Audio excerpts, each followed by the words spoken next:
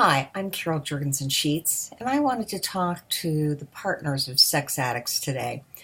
You know, one of the things that I know is that you are in a crisis state.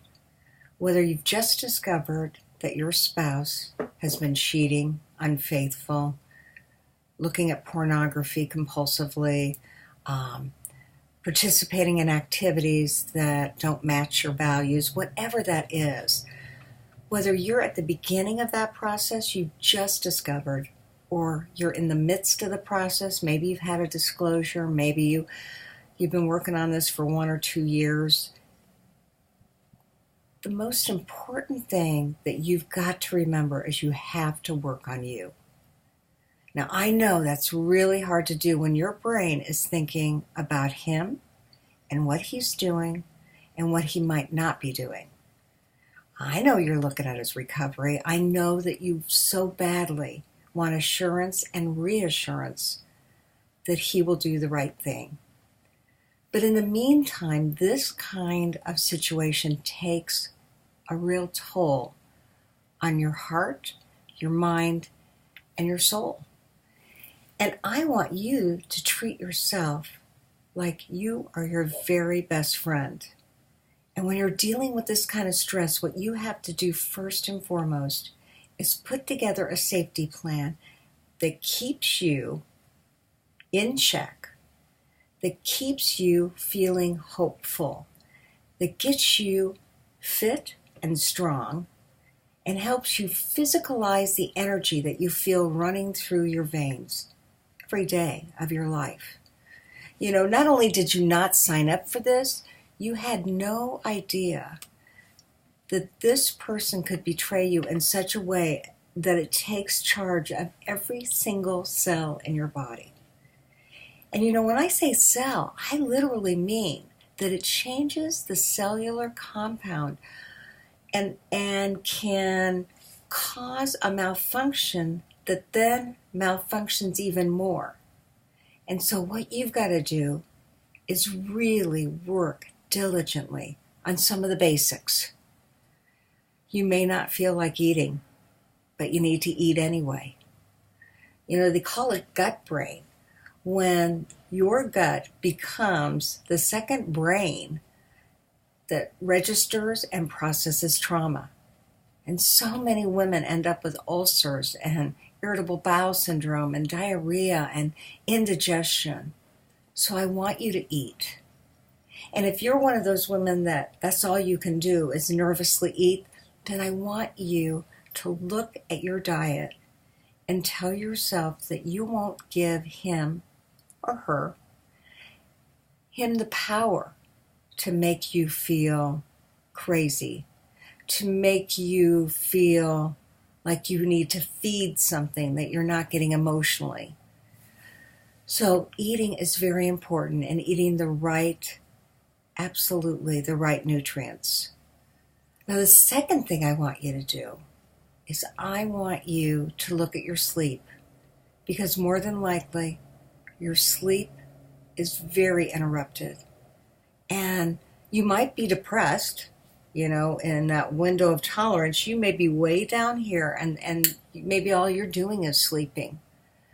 But more often than not, I see partners who are overly activated and they can't stop the racing thoughts and they have panic attacks.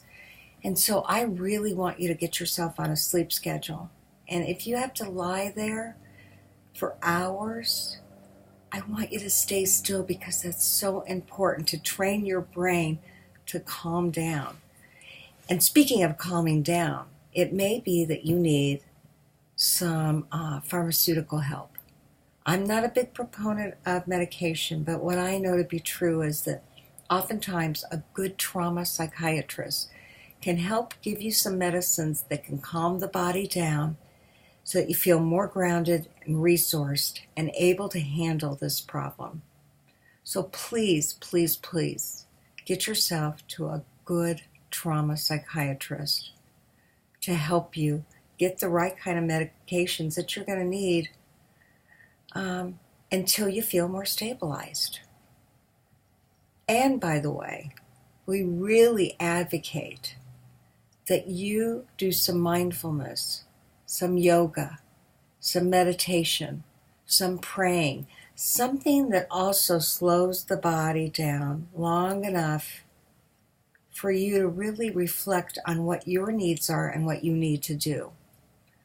That is so important, because if you don't take care of yourself and learn how to slow things down, you're going to age 10 years in about 3 months. Because this kind of stuff causes post-traumatic stress. And when you feel post-traumatic stress, you're emotionally dysregulated. You may go into numbing or avoiding. You may go into that fight, flight, or freeze mode that puts you in situations that you would have never imagined. I don't want you waking up pounding your husband. I don't want you slapping him in the face. These are all reactions that some partners have had because they are so much out of their window of tolerance that they're hypervigilant and they get into that fight mode that they've never felt before. I want you to know that as a partner trauma specialist, I get what you're going through.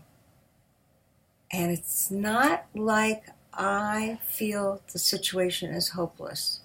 As a matter of fact, it can be hopeful. It can be hopeful for you, that we can make you safe, we can help you grieve, and we can restore your sense of you.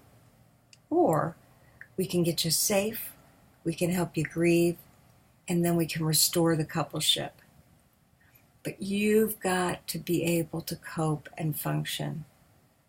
And I know women are notorious for putting their own needs on the back burner so they can take care of everybody else. But you've got to put your oxygen mask on first. So I'm here today to remind you to take care of some of those basic needs. And read some books on trauma or read some books on sexual addiction. 2 that I recommend are from the president of APSATS, the organization I work for, Barbara Steffens, called My Sexually Addicted Spouse. And then my colleague, Dr. Sherry Keffer, just came out with Intimate Deceptions. And that book helps people get through the crisis and know that they're not alone. So I will see you for another YouTube video. But for right now, I want you to sit down with a piece of paper and a pencil and look at your needs, your emotional needs, your spiritual needs, your social needs, your intellectual needs, your physical needs, and then eventually we'll get to your purposeful needs. And when you can meet those needs, you'll be on the way to feeling whole again. Have a great week.